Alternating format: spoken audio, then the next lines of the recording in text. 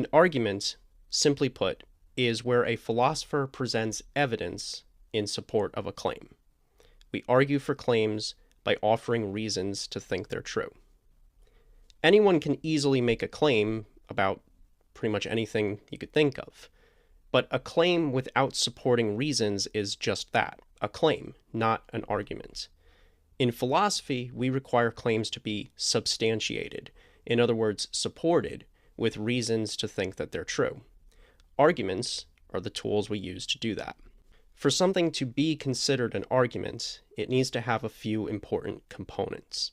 These include a conclusion, which is the main claim that we're defending, premises, which are the evidence we offer in support of our conclusion, and lines of inference, in other words, the path that we follow from our evidence that we offer to the claim that the evidence is supposed to support.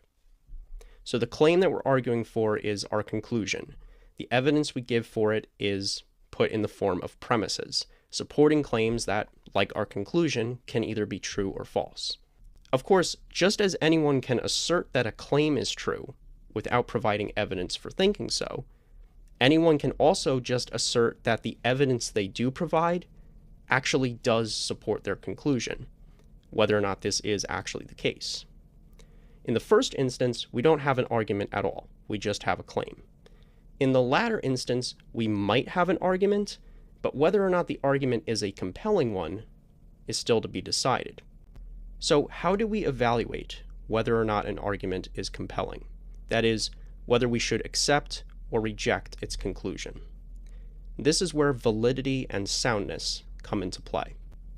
Philosophers evaluate arguments on two bases: validity and soundness. A valid argument is one in which the evidence offered in support of a claim actually does support it. A sound argument is one which does the following things. It offers evidence in support of a claim, clearly connects that evidence to the claim it's intended to support, and relies on evidence that happens to be true.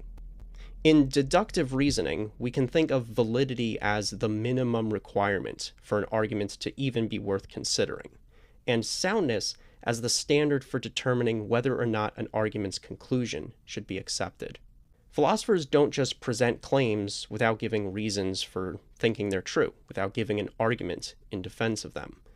And likewise, philosophers don't just accept or reject an argument's conclusion out of hand without explaining why they're doing so.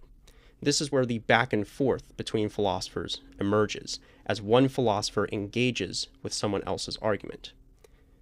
So now that we know what making an argument actually involves, how does engaging with an argument work? Let's talk about responding to arguments.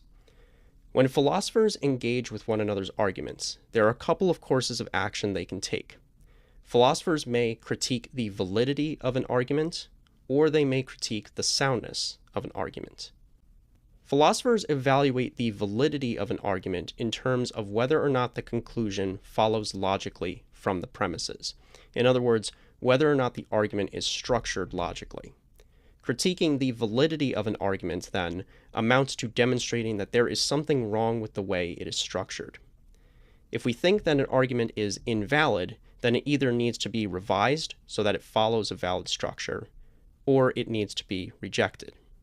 Philosophers evaluate the soundness of an argument in terms of whether or not it is valid and whether or not the premises are true. Not all valid arguments are sound, but all sound arguments are valid.